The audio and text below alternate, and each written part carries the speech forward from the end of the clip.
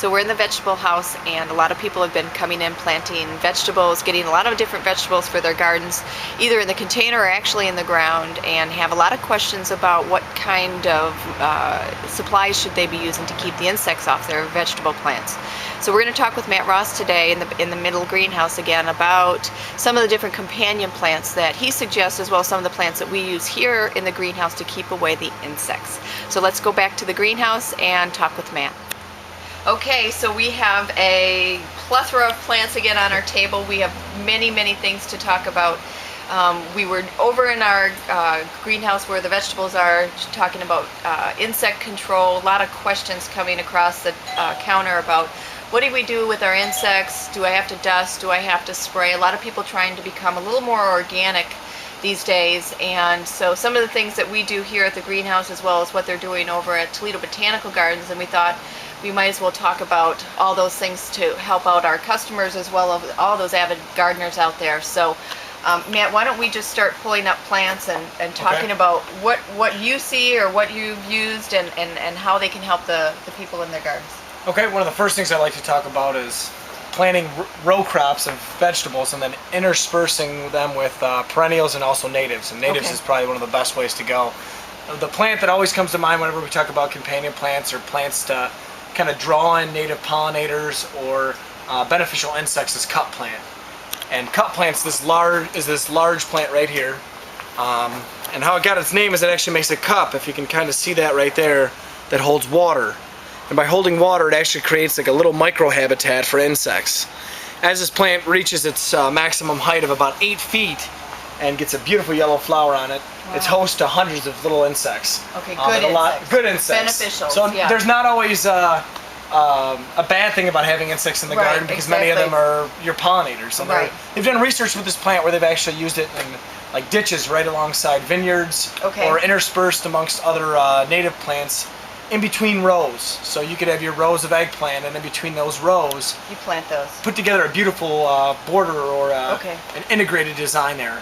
Is it invasive? Would you consider it an invasive I wouldn't consider it an invasive plant, but I would say it's an extremely aggressive plant, especially if it's in an area that's got moisture. Right, but what the person who plants it there does is they recognize the leaf. Correct. Know where it is and control that growth and pull out what you don't want. And then you could just take a spade at the end of the year and just U-blade it to keep it from really spreading out by roots. Okay. Because it is a plant that is slightly rhizomatic. As well. Along with that plant, you could use mountain mint. And it seems like a lot of the plants that kind of fend back some of your insects have got a very pungent odor or very odoriferous plants. And I wish you could smell that at your home. If you just crush this leaf up, mountain mint's a native plant that's got one of the best fragrances out of any of them. It gets a nice white flower. It does a great job. You can already smell the fragrance. It's quite amazing. It's a medium height.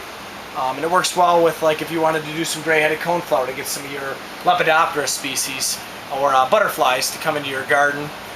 That's a great plant. The stiff goldenrod is a good one for bringing in a lot of beneficial insects and a lot of pollinators. It gets a beautiful yellow flower towards the end, mid to late part of the summer season. And you don't have to go just straight natives. You can actually put together a really nice combination of both native plants and some things from the exotic world, or some things from the other parts of the world. And one of the other plants that I like to mix in for not just a splash of color, but also to bring in some more pollinators is some of your sages or salvias. A lot of good hummingbird plants too. Hummingbird, butterfly, really good plants. And then an annual lantana. And we've talked about lantana in the past. Great fragrance, a really heat tolerant plant. So if you had a kind of a drier spot or an area that you'd want to encourage more plants to withstand a little bit of drought, it makes a great plant. Awesome fragrance, really a cool plant. Great fragrance to both the flowers and the leaves. And it's another one that can be used similar to marigolds, which I know you're anxious to talk about. So and that's something that people have known for years too. A lot of people say they plant those for their rabbit control. They're finding now that marigolds are wonderful for insects. You know, some of your different types of worms that crawl throughout and are eating the holes in those plants. If you see a lot of your cabbages and kales and things like that with holes. marigolds are very, very fragrant as well, and to some people it's not very pleasant. So that just kind of falls in line with what you've been talking about with the mint families, and it seems to be that those plants that have those stronger odors are the ones that keep the insects away. And it's a good idea sometimes to plant your herbs in amongst your vegetables as well, especially if you have some of your drier herbs with some of your drier vegetables as well. Okay. We have a mint here, same type of thing. We've had some people coming in who have long lists of different types of herbs that they're using. Mints are actually known for spider control. Correct. A lot of Big spiders time. stay away from the mint family. So, you know, if you've got that, maybe you want to plant that up against your house. You know, it's not going to certainly wipe out your spider population, and certain spiders are actually good for you. You know, they always say some spiders in the home is a sign of a healthy home. So, you know, it's not like you're going to eliminate every single crawling insect with some of these plantings, but you will keep away the insects that might harm the plants that you've been working hard to produce vegetables with. And it's not just herbaceous and annual plants. You can actually use some woody material too, like the St. John's wort. And what's nice about it is that it's got a long flowering period. I've worked with the shrub quite a bit, and I've never seen an insect problem with it, hardly at all. Right. It brings in bees like crazy, especially that when that fuzzy inflorescence is out. Right. It's a beautiful yellow flower. It also has some herbal purposes as well. But it's a great plant that you could put near your home, or near your, maybe even your perennial garden, to kind of draw some of those pollinators in. Another big one is a native shrub called buttonbush or cephalanthus, and it gets a real spiky flower to it. It's kind of one of those unusual flowers, very similar to like like they call it Sputnik is one of the cultivars. Oh, okay, It's this real weird kind of orby flower. Oh, really cool. And then the seed head on it's really cool. It gets this fuzzy seed head, very similar to like a sycamore. Yeah. But it's a great one for inducing the garden to try to entice all these really cool insects in. Good, very good. We both brought tobacco plants, so too. Your tobacco plant is over there. Yeah. We have tobacco dispersed throughout the greenhouse for insect control, and one of the things that we do is it helps to attract whitefly. And like Matt had mentioned, you know, the insects try to bite into the plant, and the nicotine is actually what kills them. So they're attracted. The leaves are somewhat sticky, but it does get this amazing, fragrant, depends upon the variety, white or pink flower. So they're actually quite cool. The leaf is very beautiful, very large, takes up a nice amount of space, and is something a little different to have in the garden as well. And it's a homegrown pesticide. They've been using nicotine and nicotine-type herbicides for hundreds of years. It's one of the oldest known insecticides out there. Okay. So not only do they disrupt human cells from time to time, they also do quite a fair job on insects. And these are self-seeding too. They really do. They drop a lot of seeds, and we take the seeds off the flowers at the end of the season and start new plants every year. Have no problem with germination whatsoever. And although the ATF doesn't appreciate it, you can actually cure some of them yourselves as well.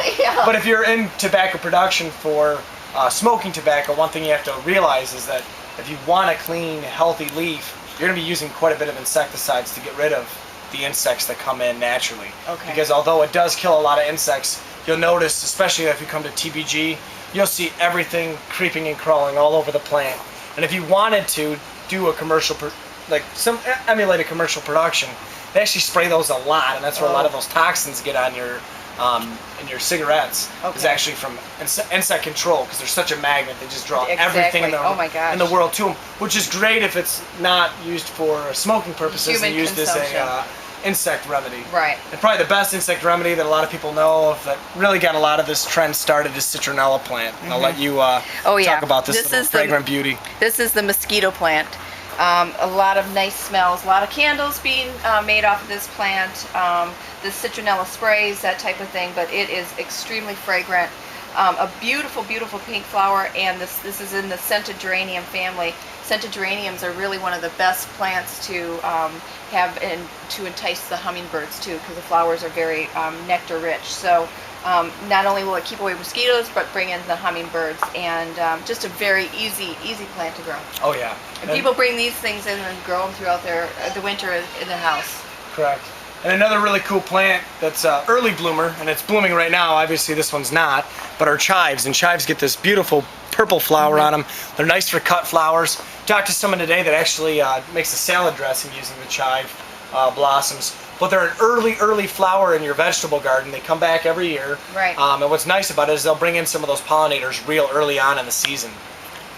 Well, I think we've got a lot that we covered.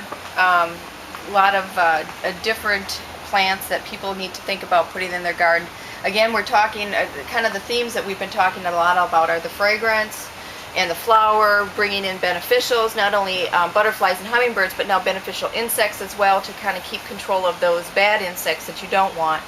A lot of different choices for people, so you know, talk to Matt at the gardens or come into the greenhouse and we can make some suggestions. Try to keep your garden healthy. And some of your biggest pests, like moles, sometimes can be averted by planting something like this castor bean as well. So it's not just our tiny little buddies that you're always worried about, right. But sometimes like marigolds for rabbits or castor beans for moles can also be a beautiful addition to the garden that'll help you keep a healthy garden for the year.